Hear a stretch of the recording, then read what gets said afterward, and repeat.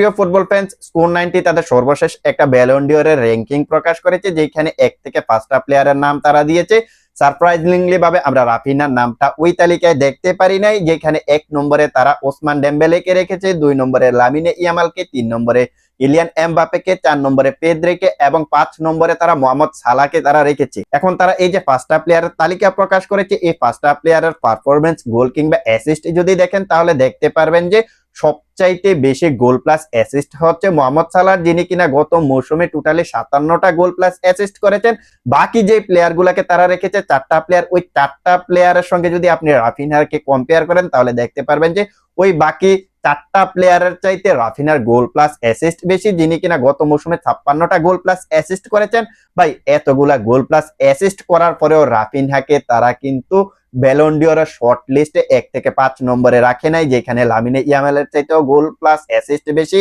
যেখানে পেদ্রির চাইতেও গোল plus assist বেশি, যেখানে কিলিয়ান এমবাপ্পের চাইতেও গোল প্লাস অ্যাসিস্ট বেশি। বাট এই প্লেয়ারগুলোর চাইতে গোল প্লাস অ্যাসিস্ট রাফিনহার বেশি হওয়ার পরেও কেন রাফিনহাকে ব্যালন ডিওরের লিস্টে রাখা হয় নাই, সেটা আপনারা কমেন্ট সেকশনে জানিয়ে দিন।